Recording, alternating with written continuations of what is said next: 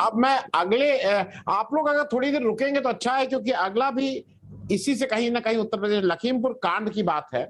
आप लोग थोड़ी देर रुकेंगे, अगर पार्टिसिपेट करना चाहेंगे तो आप भी। मेरे पास नया पैनल है। डॉक्टर विजय कृष्ण साहब, मैं सीधे आपके पास आ जा रहा हूं अगला जो सेशन है उसका मूल प्रश्न लेके। लखीमपुर कांड क्या तालिबान का भारतीय संस्करण है?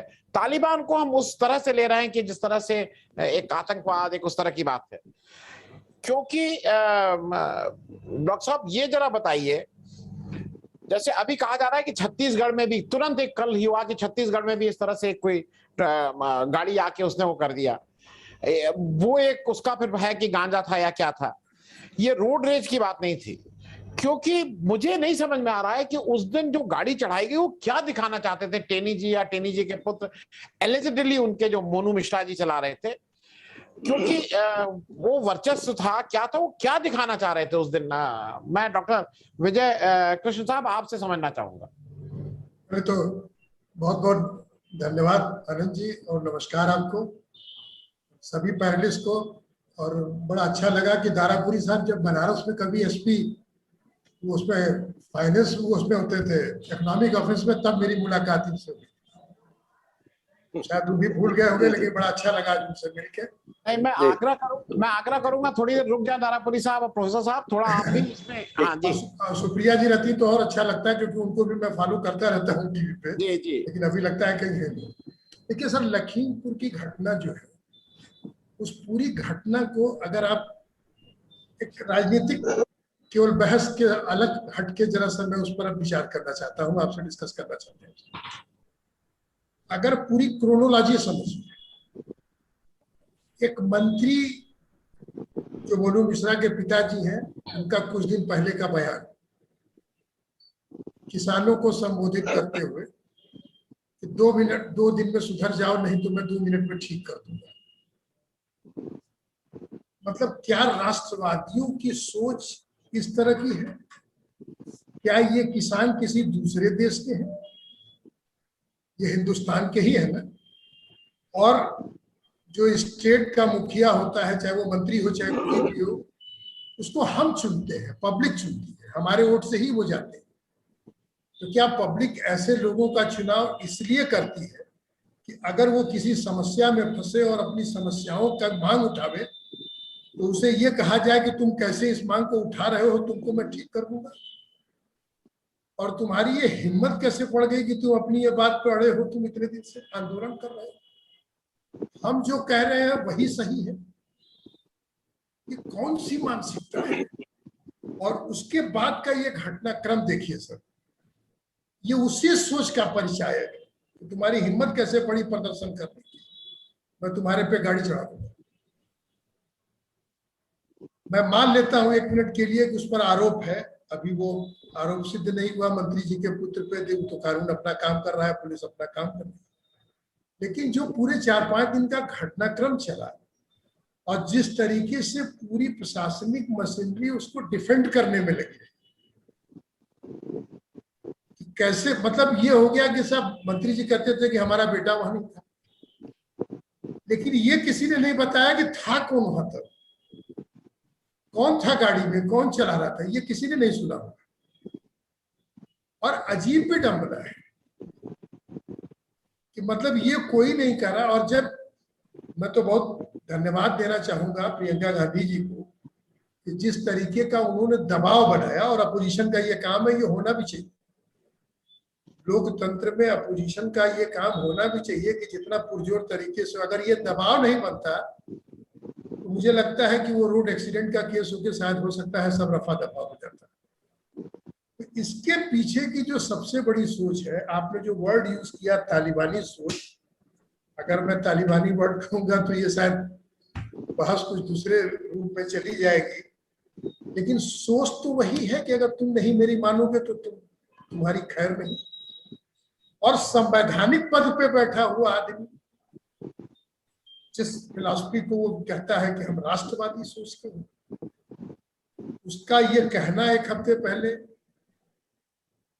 उसके बाद यह कृत्य होना, उसके बाद प्रशासनिक मशीनरी द्वारा इतने दिन उसको बचाने की कोशिश करना, ये सारे घटनाक्रमों का अगर आप सीक्वेंस देखें, और वहीं से नहीं है, अभी जो कल घटना हुई एक वहां पे सिंगू बॉर्डर पे, उसमें भी ये कोशिश पूरी इसी तरह से की जा रही है कि कैसे इसको बदनाम कर दिया जाए। क्यों? क्योंकि भाई हिम्मत कैसे पड़ गई लोगों की सरकार से सवाल पूछने का। आखिर क्या लोकतंत्र में इसकी हमने कभी कल्पना की थी सर, कि जिस राज्य की जो अवधारणा है वेलफेयर की, और दारापुरी साहब तो आईपीएस ऑफिसर रहे हैं, इनके पास कितने फरियादी आते रहे होंगे। मैं तो कुछ इनसे, हमारे कुछ लोगों से इनके व्यक्तिगत संबंध थे, उसके नाते मैं कई बार इनसे बनारस में मिला था। उस समय इनसे बहुत सारे डिस्कशन होते थे, तो इनकी बात मुझे कुछ चीजें ध्यान है, मैं इनको स्मरण कराना चाहता हूँ। उस समय भी इनको ये वामसप संगठन का माना जाता था, जहां तक मुझको याद है। वो करेक्ट करेंगे अगर मैं गलत कह रहा हूं तो।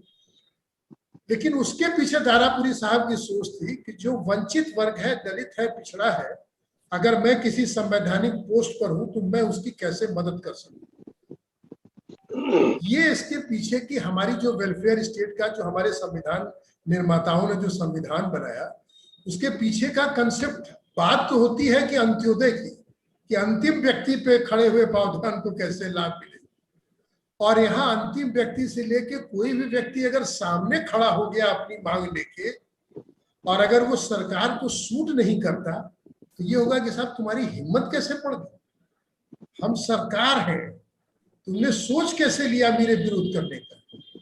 आखिर लोकतंत्र में कहां हम जा रहे हैं? क्या यही लोकतंत्र है इस देश का?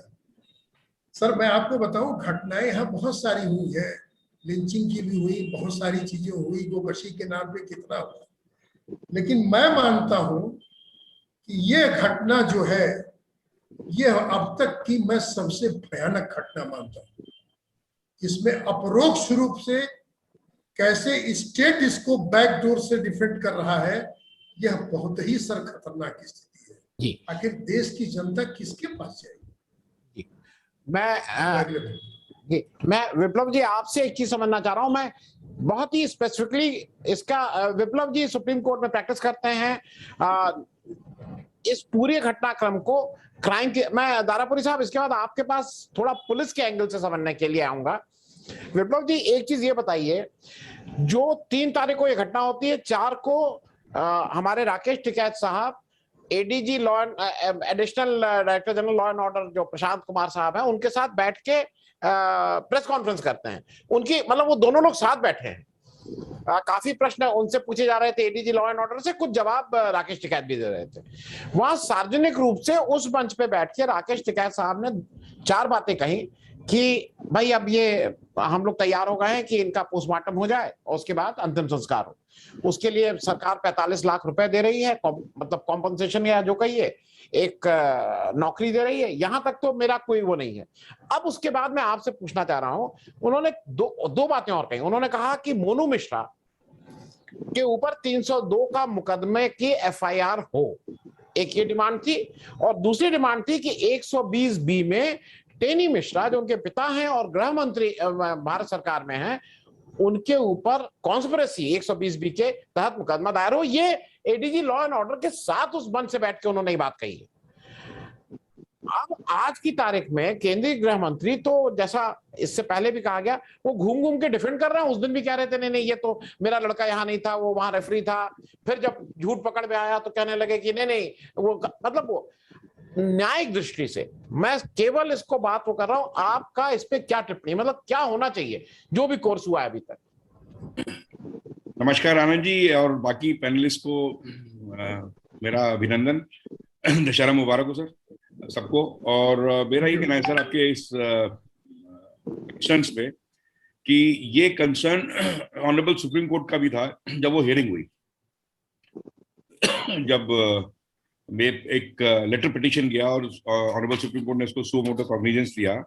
और 7 तारीख की हियरिंग और 8 तारीख की हियरिंग में ऑनरेबल सुप्रीम कोर्ट का भी एक कंसर्न था जो आपने बताया।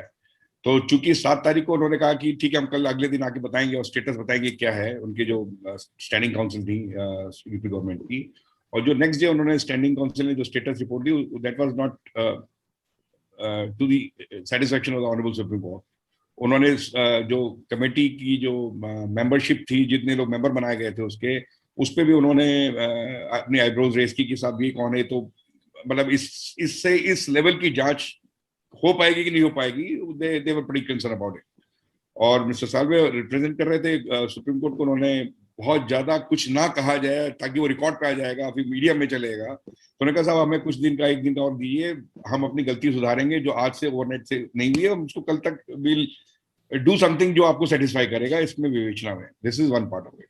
इसका आप अगर जो मेन कंसर्न था ऑनरेबल सुप्रीम कोर्ट का, उन्होंने कहा कि जो मेरे को लगा, जो कहा नहीं गया लेकिन जो लगा, कि जो कंसर्न व्यक्ति है वो सिटिंग स्टेट होम मिनिस्टर है और उसकी कॉन्स्टिट्यूएंसी में ये वारदात हुई है और उसके बेटे का डायरेक्ट इंप्लीकेशन आ रहा है सामने, तो उसमें इन्वेस्टिगेशन में प्रॉब्लम आएगा, इशू आएगा। तो वो सीबीआई तक के लिए भी उनके रिजर्वेशंस थे कि सीबीआई भी, क्योंकि directly under the control of the central government, नहीं हो पाएगा।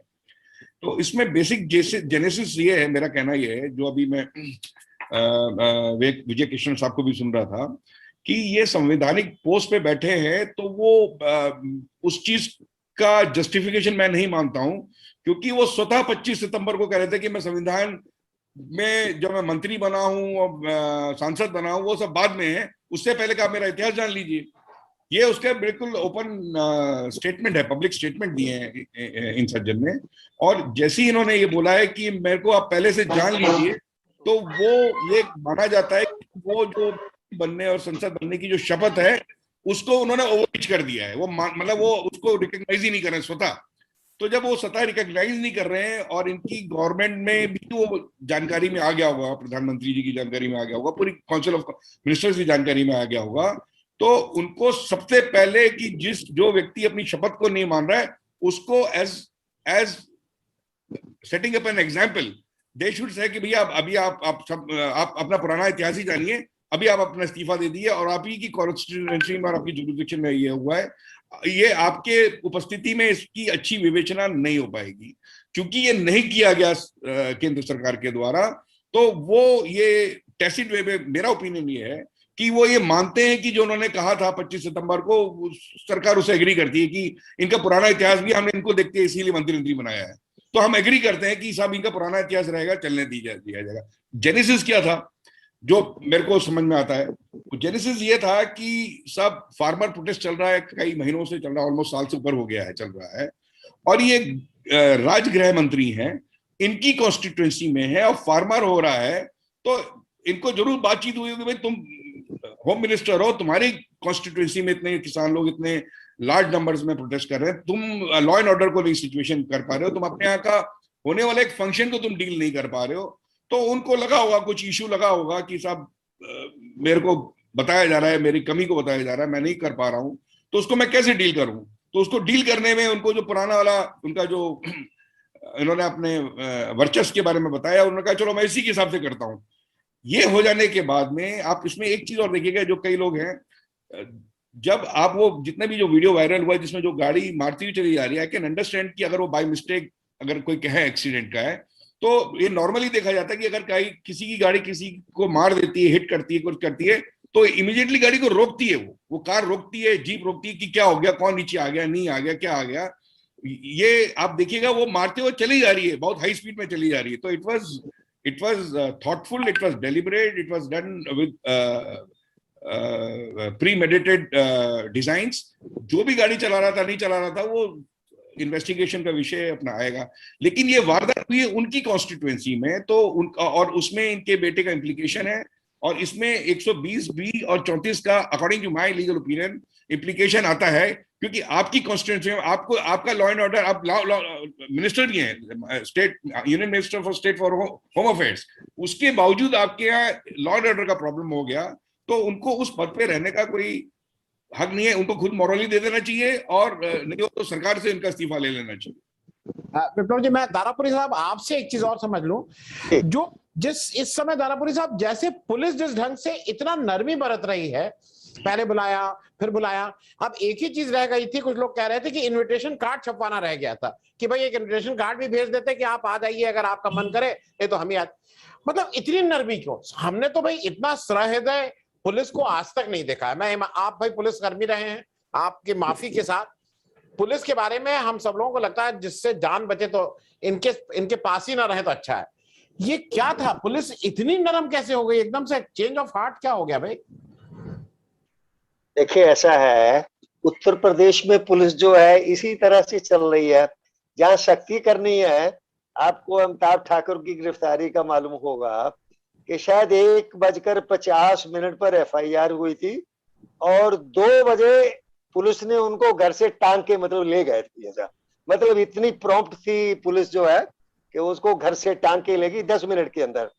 यहाँ पर आप देखिए क्या होता है, कायदे से जब एफआईआर दर्ज हो गई थी, वो नामजद हो गया था 3 तारीख की घटना, तो 3 तारीख में ही उसकी गिरफ्तारी हो जानी चाहिए थी, क्योंकि वो ठीक है वो नामजद है और उस समय से सारी परिस्थितियां भी, सारा साक्ष्य नहीं आया है, परंतु जो साक्ष्य आया है वो उतना पर्याप्त था उसको गिरफ्तार करने के लिए। मैं तो एक्चुअली उसका मौका मना करके आया हूं, हमने उसकी फैक्ट फाइंडिंग की है। तो वहां हमने जो देखा है कि वो देखिए लोगों ने जो उसके उप मुख्यमंत्री के हेलीपैड का घेराव किया था, वो जब वो नहीं आया, हेलीकॉप्टर नहीं आया, तो फिर रूट चेंज कर दिया गया कि जो उप मुख्यमंत्री हैं वो दूसरे रूट से आएंगे वहां पर जहां कार्यक्रम था। ये सब अनाउंस हो गया। जब ये अनाउंस हो गया तो तब किसानों ने कहा कि ठीक है अब छोड़ो, अब हमारा जो मकसद था पूरा हो गया, अब हम लोग चलते हैं। तो आपने वीडियो में जो देखा होगा कि वो बड़े आराम से वो सारे आ रहे हैं। अच्छा, उस बीच में कुछ मंत्रियों की और भाजपा की कुछ गाड़ियां आती हैं, उसी से जहां कार्यक्रम होना था गाड़ियां आती हैं, उनको किसान बड़े सलीके से उनको लोगों को हटा के माइक पे अनाउंसमेंट करके उनको सबको निकाल देते हैं। अगर किसानों का कोई मकसद होता कि हमें भी गाड़ियों पे हमला करना, कुछ करना, तो उन गाड़ियों को उस तरीके से वो क्यों निकालते? तो इससे ये स्पष्ट है कि वहां पर किसी प्रकार की हिंसा करने का इरादा जो है या प्रोग्राम जो है वो ये प्रदर्शनकारियों को नहीं था। उसके बाद क्या होता है कि पीछे से गाड़ियां, 3 गाड़ियां आती हैं, बड़ी हाई स्पीड से आती हैं, जबकि वो सिंगल रोड है।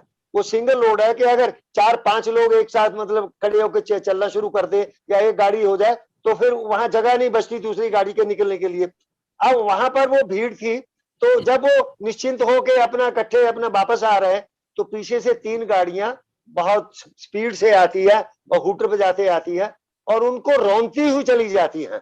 वो तो आगे जाके बस थी, अब बस के होने के कारण वो गाड़ी का निकलना संभव नहीं था, उससे टकरा के वो गाड़ी जो है वो साइड में पलट जाती है। जो बाकी गाड़ियां हैं वो भी आगे जाके मतलब इसी प्रकार से उनके साथ होता है। जो काली गाड़ी आती है उसके साथ भी ऐसा होता है। तो ये जो वीडियो दर्शाता है वो बिल्कुल इरादतन हत्या के इरादे से मतलब जो है मतलब मास किलिंग के इरादे से मतलब वो सारा किया गया, और इससे बड़ा कोई अपराध हो नहीं सकता। वो जब सब कुछ आ गया, एफआईआर होगी, तो पुलिस ने फिर भी गिरफ्तार नहीं किया और उनको जो पहले सम्मन भेजा गया वो सम्मन एक गवाह के तौर पे भेजा गया और तब तक पुलिस ये मान रही थी ये उस घटना में इन्वॉल्व नहीं है, ये केवल गवाह मात्र है कि आप गवाह के तौर पे आइए, बताइए वहां पर क्या हुआ था। तो वो नहीं आए और वो अगले दिन अपनी मर्जी से आए। उन्होंने कह दिया कि मेरी तबीयत खराब है, कल मैं आऊंगा, और वो गए। और तब जाके बड़ी मुश्किल से इतने घंटे की पूछताछ करने के बाद जो है मतलब उसकी गिरफ्तारी की गई। इसकी जगह अगर कोई दूसरा होता तो पुलिस 5 मिनट नहीं लगाती उसको गिरफ्तार करने और बाकी जो कुछ करने। तो यहाँ पर पूरी की पूरी सरकार जो है वो मतलब इन्वॉल्व थी इसमें। और मुख्यमंत्री महोदय ने कहा था उससे गिरफ्तारी से शायद 1 दिन पहले ही, उन्होंने कहा कि अभी तक ये जो इनके खिलाफ कोई सबूत नहीं आया है, इसलिए इनकी कोई गिरफ्तारी मतलब नहीं कैसे की जा सकती है। अब ये तफ्तीश करना पुलिस का काम होता है, मुख्यमंत्री का नहीं होता। और मुख्यमंत्री एडवांस में कह रहे हैं कि अभी तक कोई साक्ष्य नहीं आया और इसीलिए उनके खिलाफ कार्रवाई साक्ष्य के आधार पर होगी। तो इस मामले में पूरा जो है सारी सत्ता का, सरकार का दुरुपयोग किया गया, पुलिस का दुरुपयोग किया गया। और पुलिस का ये जो कंडक्ट है बहुत शर्मनाक और अवैधानिक है कि जब एफआईआर हो गई, नामजद है, प्रथम दृष्टया आपको साक्ष्य मिल रहा है, वो ठीक है, बाद में हो सकता है कि वो आदमी निर्दोष सिद्ध हो जाए, परंतु जो शुरू में कार्रवाई की जाती है प्रथम दृष्टया इन फर्स्ट इंस्टांस आपके सामने जो तथ्य आते हैं जी, एविडेंस आती है, उसके आधार पर कार्रवाई कर दी जाती है। तो गिरफ्तार ना करना जो है ये बिल्कुल सरकार का उसको बचाने का पूरी कोशिश थी। उसके पिता जो थे वो तो खैर जो सारा कर रहे थे, कर ही रहे थे। तो ये दर्शाता है कि उत्तर प्रदेश सरकार जो है वो अपने लोगों को बचाने के लिए किस हद तक जा सकती है, सारे कानूनों को तोड़ सकती है, सारी प्रक्रिया को तोड़ सकती है और पुलिस को बिल्कुल एक गुलाम के तौर पर इस्तेमाल कर सकती है। ये जो हुआ है ये सब इस बात को दर्शाता है। प्रबल जी, मैं आपके पास आ रहा हूँ। प्रबल प्रताप सिंह यंग हैं, किसान आंदोलन में पूरी तरह से पहले दिन से वो हैं, इन्वॉल्व हैं। प्रबल जी, जरा एक चीज है, क्योंकि मैं इसलिए समझाना चाह रहा हूँ, ये सारा कुछ जब शुरू हुआ, जैसा विप्लव जी ने कहा, हम सब लोगों ने सुना कि टेनी जी ने कहा था कि आप मेरा पास नहीं जानते हैं, और कहीं ना कहीं ये 26 जनवरी की तरह एक सिख वर्सेस हिंदू करने की कोशिश की गई थी किसानों के बीच में। एक वो, आपको क्या लगता है सारी वारदात के बाद, तब अंतिम अरदास हो गया, ये सब हो गया, क्या किसान आंदोलन के लिए टर्निंग पॉइंट होगा? जैसे 26 जनवरी के बाद राकेश टिकैत साहब का एक टर्निंग पॉइंट हुआ, ये भी क्या टर्निंग पॉइंट होगा लखीमपुर कांड किसान आंदोलन के रेफरेंस में?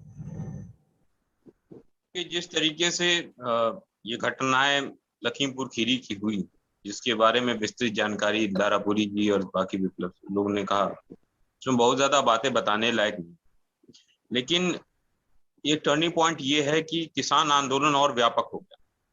और 4 तारीख को, मुझे कहने में कुछ नहीं है कि 4 तारीख को जिस तरीके से सरकार बैकफुट पे थी, सरकार के ऊपर बहुत बड़ा प्रेशर था, और उत्तर प्रदेश के खास करके संयुक्त किसान मोर्चा उत्तर प्रदेश का मैं प्रवक्ता भी, और हम लोग कोई भी ऐसा जिला नहीं था, कोई मुख्यालय नहीं था जहां पर प्रदर्शन उस दिन संयुक्त किसान मोर्चा के घटक संगठन नहीं कर रहे। पहली बार हुआ कि उत्तर प्रदेश के तमाम किसान संगठन इकट्ठे होकर आंदोलन करने लगे। तो एक समझौते की बातें आई जो सरकार ने फैलाई कि समझौता हो गया, जो समझौता था नहीं। हमारी मुख्य मांग गिरफ्तारी की थी आशीष मिश्रा की, और मिश्रा के अजय मिश्रा, टेनी मिश्रा के गृह राज्य मंत्री पद से बर्खास्तगी की मांग हमारी प्रमुख मांग, क्योंकि यही लोग कॉन्स्पिरेटर्स थे। तो जहां तक आप टर्निंग पॉइंट की बात कर रहे हैं, टर्निंग पॉइंट है, ऑलरेडी है, और उसी से सरकार घबरा गई।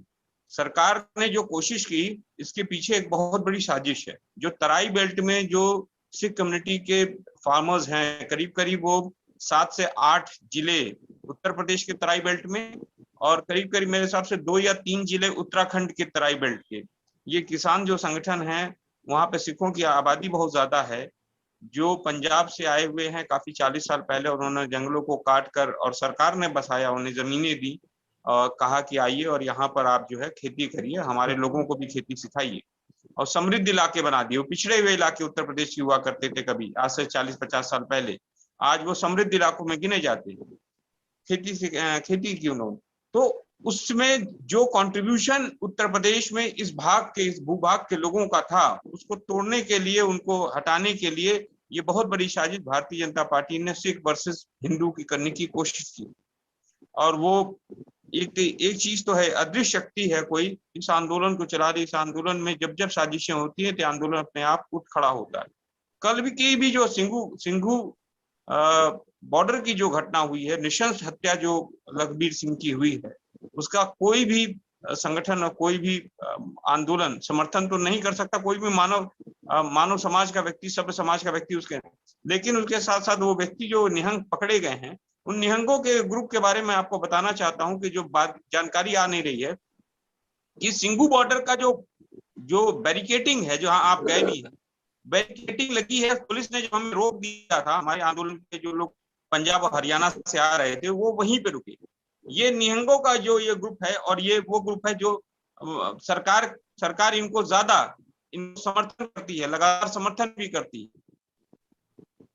ग्रुप में ने ये सारे कार्य किए, तो ये इसमें तो बहुत बड़ी साजिश है। उसमें गृह मंत्रालय और भारत सरकार जो है, गृह मंत्रालय, हमारे गृह मंत्री के संरक्षण में ये सब कार्य हो रहा है।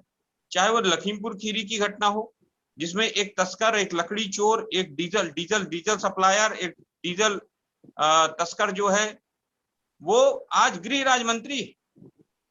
सोचिए, जिस दारापुरी साहब आईपीएस रहे हैं, जिसको 10 नंबरी, जिसको थानों पर जिसका नाम लिखा रहा हो, और उसको पुलिस थाने और एसएसपी उस जिले के सैल्यूट करते हो, और मीटिंग बकायदा वो लेता हो, गृह गृहराज मंत्री के तौर पे क्या क्या पड़ती होगी उनके ऊपर, दिलों पर उनके बिजलियां गिरती होंगी कि ये क्या हो रहा है। तो ये जो हमारे गृह मंत्री का जो टेस्ट है वो यही है। उनके 3 शायद गृह राज्य मंत्री हैं, उसमें से 2 गृह राज्य मंत्री अपराधी किस्म प्रवृत्ति के लोग हैं, जिनके ऊपर अपराध के तमाम चार्जेस, एक शायद आसाम के भी इसी तरह के, उनके ऊपर भी चार्जेस है। तो जब हमारे गृह मंत्री खुद इस तरह के लोगों को लिप्त करते हैं और उनसे ये सारे कार्य कराए जाते हैं कि आंदोलन को किसी तरीके से तोड़ा जाए। जहां तक आपने बात की है टर्निंग पॉइंट, तो टर्निंग पॉइंट यस है, और आंदोलन अब जो है और व्यापक हो गया है। पहले क्या आंदोलन में क्या होता था कि भारतीय समाज में 1 या 2 व्यक्ति के पीछे आंदोलन चलने की कोशिश होती थी और वो कुछ दिनों तक चलता था, फिर उसके बाद उसमें कुछ और। ये पहला आंदोलन है जिसको मीडिया ये दिखाने की कोशिश कर रही है कि आंदोलन किसी एक व्यक्ति, एक संगठन के पीछे, ऐसा है ही नहीं। ये आंदोलन विभिन्न 40 संगठन तो संयुक्त किसान मोर्चा में 40 से ऊपर, और इसके साथ साथ 500 संगठन और हैं जो नेशनल कन्वेंशन में 26 और 27 अगस्त को आके उन्होंने दिखाया कि करीब करीब 250, 300, 400 संगठन आए थे। उन्होंने ये इतना व्यापक ये आंदोलन हो गया है कि आंदोलन अभी सरकार के हाथ से निकल चुका है। ये सरकार अगर ये सोच रही है कि इस आंदोलन को कैप्चर कर लेंगे या 1-2 लीडरों को हम पकड़ कर कोई बातचीत कर लेंगे, तो ऐसा संभव नहीं हो सकता है। कोई भी मैं संयुक्त किसान मोर्चा के सदस्य के तौर पे कह रहा हूं कि सरकार जो ये सोच रही है कि हम समझौता कर लेंगे, कोई भी समझौतावादी अगर समझौता करने की कोशिश भी करेगा संयुक्त किसान मोर्चा के घटक के तौर पर भी, तो उसका भी बायकॉट हो जाएगा। किसान मानने को तैयार नहीं है। 3 काले कानूनों की वापसी होनी चाहिए। और एक और चीज मैं बता दे रहा हूं, ये जो घटना है जसपुर की भी जो कल घटना हुई है, उसमें जो भारतीय जनता पार्टी का, ये आ नहीं रहा है मीडिया में, जो 2 लोग पकड़े गए हैं वो भी तस्कर हैं। अब ये देखिए, भारतीय जनता पार्टी आजकल तस्करों की पार्टी हो गई है। वहां पे गांजा के तस्कर हैं दोनों, और वो दोनों गांजा के तस्कर भारतीय जनता पार्टी के सदस्य हैं। ये बातें भी मीडिया में नहीं आ रही कि भारतीय जनता पार्टी के जो सदस्य हैं वो गांजा की तस्करी करते हैं और लोगों को मारते हैं। तो इसमें कहीं ना कहीं आंदोलन को कुचलने की कोशिश। मैं शायद प्रबल जी का कनेक्शन नहीं हो गया। मैं एक चीज दो बातें अपने दर्शकों को और बता दूं। ये जो 3 मंत्री जी हैं, मतलब हमारे जो अमित शाह साहब हैं, उनके जो 3 मुख्य मंत्री हैं, minister of state Nityanand Rai साहब बिहार से, छोटे मोटे मुकदमे हैं, प्रमाणिक जी वेस्ट बंगाल से, और टेनी जी हमारे उत्तर प्रदेश से। एक्चुअली हमें हरदम लगता था कि हम लोग ये बाहुबली में, जिसको कहते हैं गुंडागर्दी में, हम लोग आगे रहेंगे। लेकिन मुझे थोड़ा कष्ट हुआ जब इनके गृह राज्य मंत्री प्रमाणिक जी के ऊपर 302, 307 दोनों है, हमारे मंत्री जी के ऊपर केवल 302 है। प्रमाणिक जी जो गृह राज्य मंत्री है, उनके ऊपर उनकी जो नेशनैलिटी है वो भी संदिग्ध है, उनकी डिग्री भी संदिग्ध है। तो ये थोड़ा मुझे ये कष्ट हुआ कि उत्तर प्रदेश पीछे रह गया है। बंगाल वाला हम लोगों से बाजी मार ले गया, एक तो दीदी ने ऐसे ही हरा दिया, और उसके बाद ये प्रमाणिक जी जो गृह राज्य मंत्री हैं, वो हमारे गृह राज्य मंत्री से, उनकी आपराधिक पृष्ठभूमि हमारे से ज्यादा बड़ी है। हालांकि दोनों लोग इस समय जमानत पे हैं। मैं अब एक बात डॉक्टर विजय आपसे जरा समझना चाह रहा हूं कि टेनी जी जो भी आप कहिए, टेनी जी और जो मोनू वाला मामला है, मुझे कभी कभी लगता है कि सरकार को सूट करता है, क्योंकि मेन मुद्दों से ध्यान हट रहा है। अब कोई इस समय नहीं पूछ रहा है कि भाई पेट्रोल महंगा, आज पिछले 2 हफ्ते में 14वीं बार आज पेट्रोल फिर बढ़ा है, रोज बढ़ रहा है, कोई इस पे चर्चा नहीं है। अब सब लोग लग गए हैं, टेनी, मोनू मिश्रा, खोखा मिला नहीं मिला, वो अखिलेश दास का भतीजा पकड़ा गया। तो क्या ये सरकार को सूट कर रहा है इस समय कि इस मामले को और लंबा चलाते रहो, मेन मुद्दे से ध्यान हटेगा? नहीं, देखिए, सरकार तो सर हमेशा जब कोई पब्लिक का इश्यू होगा, कोई भी इश्यू होगा जो पब्लिक से कंसर्न होगा, और जहां सरकार पब्लिक की कोई मदद न कर पावे के, बल्कि वो, अब ये तो कहा जा सकता है कि इस समय पब्लिक त्राहिमाम कर रही है, चाहे वो पेट्रोल डीजल की महंगाई हो, किसी भी चीज को, एक मैं तो उसको प्रताड़ना मानता हूँ, वो डाइवर्ट करने की कोशिश करेगी। लेकिन जहां तक मैं समझता हूं कि ये इश्यू जो है, जो टेनी मिश्रा कहूँ चाहे आशीष मिश्रा कहूँ, इससे बहुत डाइवर्ट होने वाला नहीं है। दोनों 2 अलग अलग इश्यू है। ये हो सकता है कि लंबे समय में खींचे कुछ और तीसरा इश्यू उठा के, जैसा कि कल भी आपने देखा होगा कि राजनाथ सिंह ने जो पहली बार बोला कि सावरकर जी जो है वो माफी गांधी जी के कहने पे मांगे थे। तो इस तरह का इशू डाइवर्ट करने की कोशिश हो रही है। मतलब एक नई बहस खड़ी हो गई कि नहीं सावरकर जी, हालांकि वो कभी कभी क्या होता है कि जब बहुत जाल आदमी बुनता है ना तो कभी कभी फंस जाता है, क्योंकि मैं मानता हूं कि इसमें उन्होंने सेल्फ गोल कर लिया। मैं तीनों चीजों को अलग अलग बता रहा हूं। जैसे उन्होंने कहा कि सावरकर जी ने माफी मांगी, ये पहली बार किसी भाजपा के बड़े नेता ने एक्सेप्ट कर लिया कि उन्होंने माफी मांगी। अब उसका लॉजिक चाहे दो कि किस वजह से माफी मांगी, लेकिन ये उन्होंने मान लिया। मैं उसको सेल्फ गोल मानता हूं। दूसरा जो टेनी मिश्रा, आशीष मिश्रा जी वाली बात है, अब इसमें तरह तरह की बातें हैं। कुछ ये भी बातें हैं कि ये उत्तर प्रदेश के मुख्यमंत्री को सूट कर रहा है ये घटनाक्रम, इस तरह की भी चर्चाएं हैं लोगों में। लेकिन कुल के बावजूद जो इसके में सबसे गंभीर विषय है, जिसकी तरफ दारापुरी साहब ने भी इशारा किया कि पुलिस का रोल क्या था इसमें, और प्रकाश सिंह साहब ने जो अपनी रिपोर्ट दी थी, सुप्रीम कोर्ट ने कई बार कहा पुलिस सुधार का। अब ये समझ में आया कि सरकार चाहती क्यों नहीं है पुलिस सुधार, क्योंकि शायद पुलिस को अगर थोड़ी सी उस ढंग से लिबर्टी रहती या इंडिपेंडेंस रहती, तो जो ये 5 दिन घटनाक्रम चला, जैसा कि आपने भी कहा कि बस निमंत्रण पत्र ही छप के नहीं गया, बाकी सब गया, तो कुछ सिनेरियो कुछ दूसरा होगा। और आज भाई किसी आदमी को, कोई आपने कहा ना जैसे बाहुबली हो, गुंडा दौड़ाए तो आदमी भाग के थाने में पहुंचता है, लेकिन अगर पुलिस इंस्पेक्टर ही उस बाहुबली की तरफ से खड़ा हो जाए तो फिर क्या होगा? फिर जंगल राज और अराजकता वाले राज में क्या फर्क है इस लोकतंत्र में? ये संवैधानिक व्यवस्था तो नहीं हुई, ये तो जंगल राज हो गया। और अभी घटना हुई और घटना के बाद पुलिस की अभी तफ्तीश शुरू हुई भी नहीं थी कायदे से, और तब तक गृह राज्य मंत्री ने सर्टिफिकेट जारी कर दिया कि मेरा लड़का हुआ नहीं। अरे उनको अगर ईमानदार थे, फेयर थे, तो डंके की चोट पे कहना चाहिए था, अपने लड़के को भेजते पुलिस स्टेशन में कि जाओ और पुलिस से कहते कि 24 घंटे में निष्पक्ष जांच करके बताओ। लेकिन वो कर नहीं सकते थे, क्योंकि शायद वो घटनाक्रम उनको ज्यादा अच्छी तरह से पता होगा हमसे, आपसे ज्यादा कि क्या सच्चाई है। ये चीज वो मुद्दों को डाइवर्ट कुछ भी कर दे। और जैसा अभी प्रबल प्रताप सिंह जी ने कहा, जो टर्निंग पॉइंट वाली बात आपने पूछा, कि 3 घटनाएं 26 जनवरी हुई, कल लखीमपुर की घटना हुई। किसान आंदोलन को पहले बदनाम करने की कोशिश की गई, फिर कुचलने की कोशिश, चाहे वो जीप के द्वारा चाहे तरह तरह धमकियां गई, फिर उनके बारे में कुछ गलत अफवाहें उठा गई। जैसे जो 45 लाख का मुआवजा आया और राकेश टिकैत से जो बात हुई, तो ये बताया गया, और मोदी मीडिया के कुछ एंकर इतना उछल उछल के बता रहे थे कि ये समझौता हुआ। वो कहीं न कहीं किसान आंदोलन के नेताओं को ये बात कह के कटघरे में खड़ा करना चाहते। अरे वो समझौता नहीं था। कहीं भी कोई भी स्टेट है, सरकार है, उससे बातचीत होती है, उसकी एक प्रक्रिया है, एक प्रोसेस है। उसमें एक सामान्य था कि उन्होंने मुआवजा दिया, उन्होंने कहा कि तफ्तीश होगी, उन्होंने कहा कि उसकी गिरफ्तारी होगी, उन्होंने समय लिया कि इतने दिन के अंदर हम कार्रवाई करेंगे। ये एक सामान्य प्रक्रिया है। तो इसमें किसान नेताओं ने अगर वो बात मान ली तो कौन सा बड़ा भारी गलत काम कर दिया। लेकिन पूरा परसेप्शन ये बनाया गया पूरे देश में मोदी मीडिया के द्वारा विशेष तौर से कि ये समझौता कर लिया हो।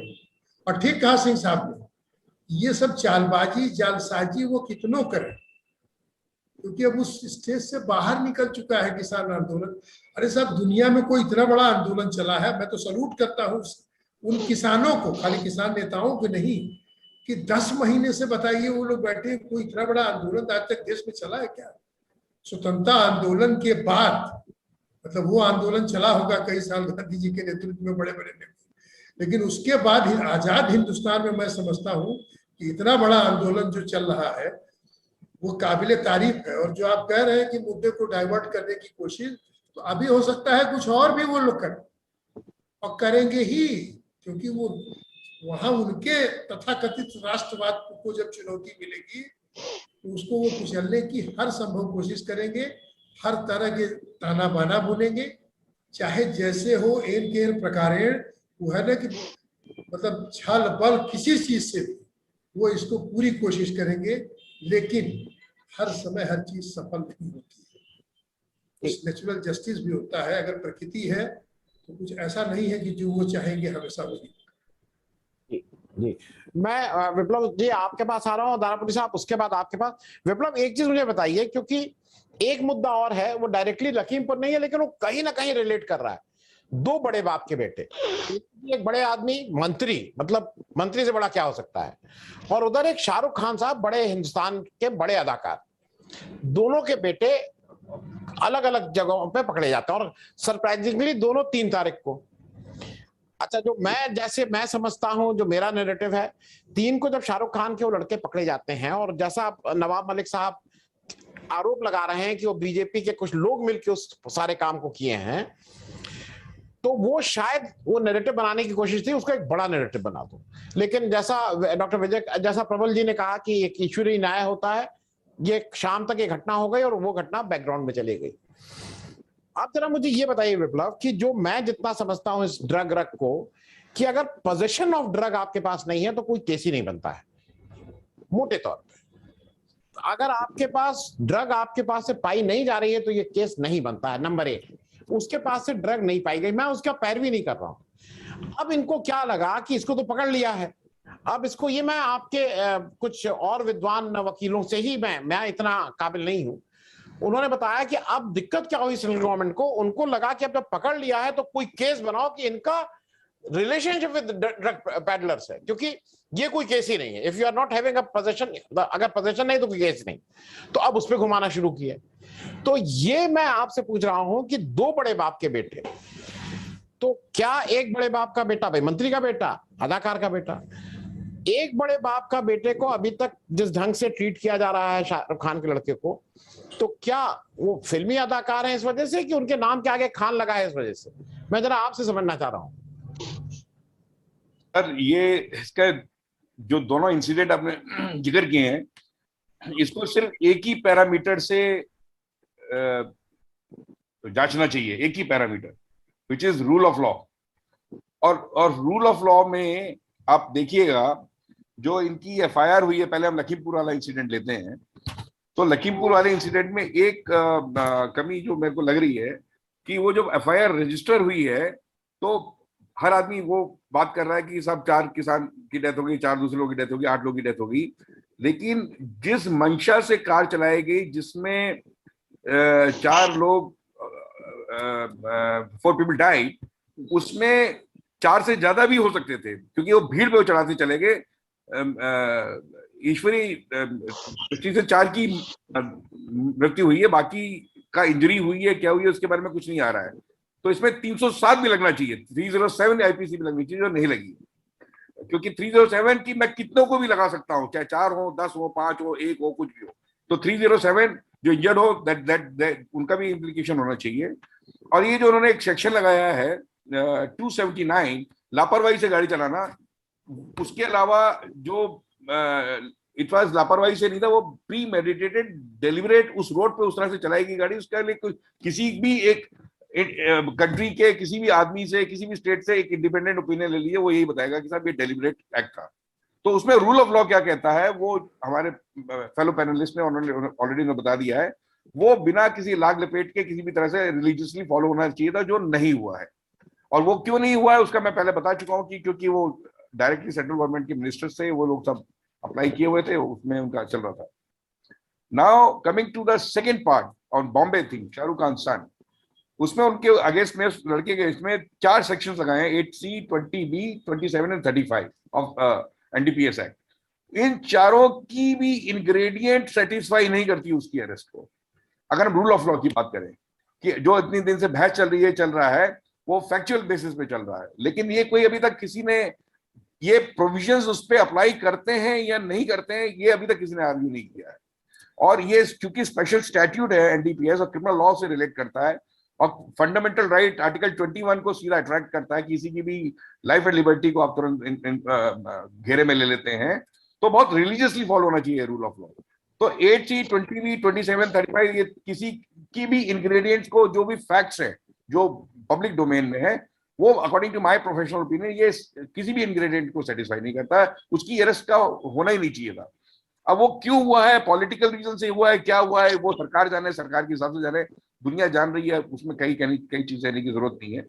The only thing which I am trying to say is कि जो आज की तारीख में जो चीज चल रही है उसमें जो किसान लोगों का आंदोलन चल रहा है, जो इनएविटेबल है वो बढ़ता ही चला जा रहा है, उसमें जो हमारे लोकसभा में बैठे जो पार्लियामेंटेरियंस हैं, इनको उस लोकसभा में अपने राइट्स को गवर्नमेंट को अकाउंटेबल करना चाहिए, ऐसा मेरा एक मानना है। और नहीं अगर वो लोकसभा में अपनी कह पा रहे हैं और भी वो बिल उसमें उस मोशन को नहीं ला पा रहे हैं, तो उनको एज ए पार्लियामेंटेरियन अगर वो ऑनरेबल सुप्रीम कोर्ट के सामने जाएंगे तो वो ज्यादा और सीरियसली बात उनकी सुनी जाएगी। अदरवाइज ऑनरेबल सुप्रीम कोर्ट तो उसको बहुत सीरियसली कॉग्निजेंस ले ही रहे। लेकिन इस गवर्नमेंट की कंटिन्यूएशन जो हिंदुस्तान की कॉन्स्टिट्यूशन में जो सरकार का जो चलना है उसको नीचे लेके आना है, वो सिर्फ एक ही रीजन है जो कॉन्स्टिट्यूशन में दिया गया है कि there has to be failure of law and order, and this is a classic example of law and order. It is not a law and order which we are seeing in Lakhimpur Kheri, it is all over the country we are seeing. तो law and order is a situation, या तो government उसको improve करके ठीक करे, या नहीं करे तो then somebody should bring this thing to the notice of supreme court के साथ इस बेसिस पे लॉ एंड ऑर्डर का प्रॉब्लम है। Government of India is accountable to the house of people, they are not telling anything, they are doing whatever they want to do. तो उसमें sir सरकार को कैसे मतलब सरकार ही है जो पूरे राष्ट्र को संभालती है, तो जब सरकार अपने हिसाब से राष्ट्र को देख रही है और जो कोई भी आदमी उसको कर दिया है, मैंने उसको बोला जो खर्चे होंगे मेरे से ले लें। मेरा ये मानना है कि सर ये जो अगल बगल में आपने इंसिडेंट बताया, coming back to your answer to your question, is इनको अगर रूल ऑफ लॉ के और जो कन्वेंशनल वे ऑफ इन्वेस्टिगेशन है तो इसमें फिर किसी को कोई शक शुबा नहीं होना चाहिए, लेकिन वो हो नहीं रहा है। दोनों एंड पे नहीं हो रहा, ना बॉम्बे में हो रहा है और ना या लखीमपुर खीरी में हो रहा है। लखीमपुर खीरी में फेवर किया जा रहा है और बॉम्बे में जो ओरिजिनल, अगर वो उस हाई प्रोफाइल का बेटा ना होता, नॉर्मल किसी का होता और उसका कोई लॉयर उसको लड़ता, आप मानिएगा कि मेट्रोपॉलिटन मजिस्ट्रेट में एडिशनल सॉलिसिटर जनरल जा रहा है बहस करने के लिए, ना कि standing council, chief standing council नहीं कर रहा है, एडिशनल सॉलिसिटर जनरल कर रहा है। और उसमें इस तरह से बहस हो रही है कि 2 दिन बहस चलती है, सैटरडे संडे मंडे। अगर गलत तरीके से उसको इनकार्सरेशन हो तो वो 1 मिनट उसको अंदर नहीं रख सकते। उसको 3 दिन रखा दिया फेस्टिवल टाइम पे, और अगले मंडे ट्यूसडे को क्या फेट आएगा, व्हाट द जज is going to decide, it is anybody's guess. नहीं, और विप्लव जो सबसे अजीब सी बात है कि ऑर्डर रिजर्व करते हुए मैंने इतने लंबे, हाईकोर्ट में ये सब होता है कि आपको बहुत जुडिशियल पॉइंट लाने हैं, पढ़ना है, बेल पे ऑर्डर रिजर्व कर लेना, वो भी मतलब मेट्रोपॉलिटन मजिस्ट्रेट, क्या ये तो बिल्कुल साफ साफ दिख रहा है क्या हो रहा है। And also bearing the fact, जो एडमिटेड फैक्ट है, 21 साल का लड़का है, कोई पास हिस्ट्री नहीं है, हाई प्रोफाइल फैमिली का, जिसने कंट्री को बहुत कुछ दिया है, उसका टैक्स जमा करता है वो टाइम से, जो भी करता है, और उसका कोई ऐसा इतिहास नहीं है, और उसकी आप लाइफ एंड लिबर्टी की बात कर रहे हैं और उसको रखा हुआ है कि अपने जजमेंट पे छोड़ा हुआ है। तो उसमें little said then the better. मैं दारापुरी साहब आपके पास आ रहा हूँ और केवल एक चीज बता दूं, मैं कोई शाहरुख खान का बहुत बड़ा फैन नहीं हूं, ये मैं भी नहीं हूं, इस डिस्क्लेमर के साथ। लेकिन ये भी फैक्ट है कि शाहरुख खान ने जो भी हासिल किया है वो अपनी मेहनत, अपनी जो भी कला, जो लोगों को अच्छा लगा वहां पे हासिल किया। उनके पिता या माता या जात या धर्म या इससे नहीं हासिल किया है। तो हमको आपको हो सकता है वो बहुत अच्छे एक्टर ना लगते हो, लेकिन एक समाज का एक वर्ग है और उन्होंने वहां तक अपने आप पहुंचे, अपनी मेहनत से पहुंचे हैं। तो उसको सिर्फ डिमीन करना कि ये देशद्रोही और राष्ट्रद्रोही और चले जाओ पाकिस्तान इत्यादि इत्यादि वो है। दारापुरी साहब, मैं ये जरा समझना चाह रहा हूँ, पहली बार कल जो दशहरा था, एक फर्क मैंने देखा ग्राउंड पे, मोदी साहब और शाह साहब के लोग पुतले जलाए हैं। ये हम से 8 से 1 साल पहले, 6 महीना पहले कोई सोच भी नहीं सकता था। मतलब पुतला जलाने का व्हाट्सएप भेजने की हिम्मत नहीं कर सकता था कि पुलिस पकड़ के बंद कर देगी। तो एक ग्राउंड पे मुझे ऐसा लग रहा है कि लोग कहें कुछ भी, वो पॉपुलैरिटी कह लीजिए या डर कह लीजिए, वो कहीं ना कहीं कुछ चेंज हुआ है। आपको क्या लगता है? क्योंकि कल उनका रावण की जगह उन लोगों के पुतले जला दिए गए हैं। भाई ये तो अजीब सी चीज है, मेरे लिए ये 6 महीना पहले कोई सोच ही नहीं सकता था। जगह को डिलीट कर दिए सर, जो जगह शब्द यूज किए, जगह को डिलीट कर दीजिए। दारापुरी साहब देखिए, जैसा आप जानते हैं, नहीं है ना, अनम्यूट कर लीजिए दारापुरी साहब, आप देखो नहीं।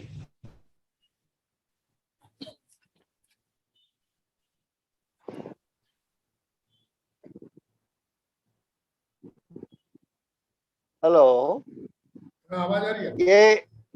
ये कॉल था संयुक्त किसान मोर्चा का कि 15 तारीख को पूरे देश में इनके मोदी, शाह और योगी इनके पुतले जलाए जाएंगे। तो वो जलाए गए हैं। उत्तर प्रदेश में भी बहुत सी जगह जलाए गए हैं, जबकि उत्तर प्रदेश में पुलिस ने जो इसमें सक्रिय लोग थे, बहुत सौ सैकड़ों की तादाद में उनको घरों पे नजरबंद रखा है। हमारी अपनी पार्टी के कई लोग थे जिन्हें ये सब काम करना था, उनको घरों पर जो नजरबंद। पर इस सब तमाम ज्यादती के बावजूद भी, तमाम सख्ती के बावजूद भी पूरे देश में बहुत बड़ी संख्या में पुतले जलाए गए हैं, जो ये दर्शाते हैं कि अब हवा जो है, जो फिजा है, वो बड़ी तेजी से बदल रही है। और इनका जो आतंक का राज है, लोगों ने तंग आके उसको चुनौती दे दी है और अब उनके ही पुतले जो है वो जलाने उन्होंने शुरू कर दिए। ये एक बहुत बड़ा परिवर्तन जो है दिखाई देता है, जो मैं समझता हूँ आगे आने वाले जो चुनाव हैं वो ये परिवर्तन और बड़े स्तर पर जो है और दूसरे रूप में दिखाई देगा। जी प्रबल जी, मैं आपसे एक चीज और समझना चाह रहा हूँ। ये जो इस बार का घटनाक्रम है वो लखीमपुर में हुआ है। अब बगल के जिले बहराइच, गोंडा, बलरामपुर, सीतापुर, फैजाबाद, ये सब क्या इससे प्रभावित होंगे? क्योंकि किसान आंदोलन एक तरह से वहां और मजबूत हो गया है इसके बाद। तो आपको क्या लगता है कि ये जो बगल के जो भी जिले हैं, इसकी गर्माहट, इसकी वो वहां तक भी पहुंचेगी? मैं आपको आनंदवर्धन जी बताऊं कि सीतापुर और लखीमपुर में मार्च में भी हम लोग ने कार्यक्रम किया था, पंचायतें किया था, गांव-गांव जाकर वहां पर no vote to BJP campaign हमने अप्रैल में भी किया था, जब ये जिला पंचायत का चुनाव हो रहा था और एसकेएम की लाइन थी कि नो वोट टू बीजेपी या पनिश बीजेपी कार्यक्रम करना है, और उसमें हम लोग ने किया था गांव-गांव जाकर। और ये लखीमपुर की घटना के बाद एक और चीज होगी कि ये उसी इलाके में नहीं, अब उत्तर प्रदेश के तमाम इलाकों में ये हो रहा है। जैसा अभी दारापुरी जी ने बताया कि, और आपने भी जिक्र किया कि 15 अक्टूबर को तय किया गया था एसकेएम में कि हम रावण की जगह पर नरेंद्र मोदी, अमित शाह, अडानी, अंबानी और जो वहां के मुख्यमंत्री होंगे, चाहे वो योगी आदित्यनाथ यहाँ पर हो, चाहे खट्टर हो, चाहे कोई हो, हम उनके पुतले जलाएंगे। और ये कार्यक्रम परसों से शुरू हुआ, कल से शुरू हुआ और आज भी चल रहा है। और मैं आपको बताना चाहता हूं कि परसों रात से तमाम जगहों पर, चाहे वो बलिया हो, चाहे वो गोरखपुर हो, चाहे वो आपके क्या कहता हूं सीतापुर के इलाके में हो, लखीमपुर खीरी में तो कार्यक्रम को निरस्त कर दिया गया था क्योंकि वहां पर कोई उन्माद की स्थिति न बने।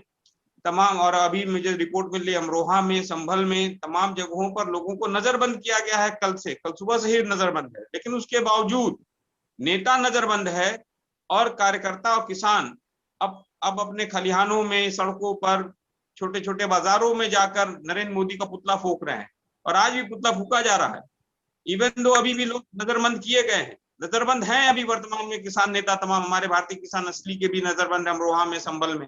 लेकिन उसके बावजूद किसान जो हैं और संगठन के लोग जो हैं मिलकर वहां पर पुतले फूंक रहे हैं।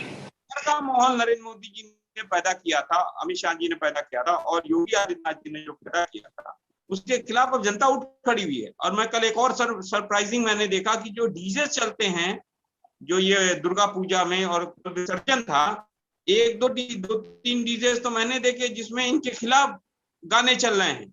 ऐसा पहले नहीं होता था, पहले इनकी जय जयकार होती थी, योगी के जय जयकार होती थी डीजेस में, और ये डीजे जो विसर्जन करने जा रहे हैं उस विसर्जन करने वाले डीजे से इनके खिलाफ गाने चला रहे हैं।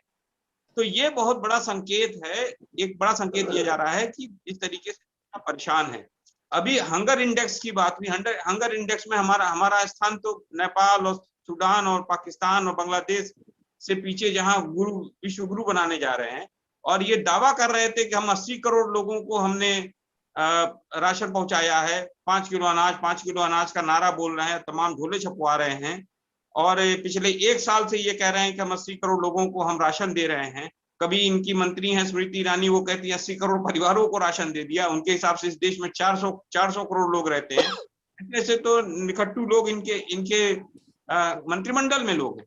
तो ये सबसे बड़ा सवाल है, हंगर इंडेक्स में भारत की स्थिति सूडान से और सोमालिया से और कहां से नीचे है अगर, और बांग्लादेश और पाकिस्तान से नीचे है, नेपाल से नीचे है, तो इसका अर्थ है कि जो इनकी जो स्कीम है 5 किलो अनाज वाली, वो भी बोगस स्कीम है, वो भी जनता तक नहीं पहुंच रही है।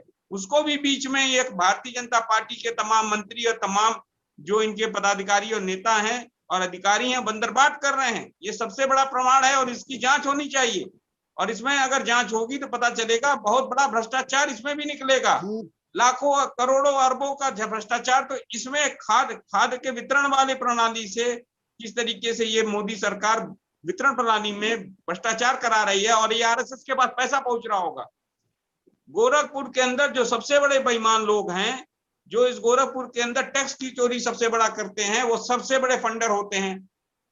और जहां तक आपने शाहरुख खान की बात की, शाहरुख खान के बेटे आर्यन की, उसको तो 10 ग्राम या 20 ग्राम या 30 ग्राम पर उसके पीछे पूरा एनसीबी लगा हुआ है।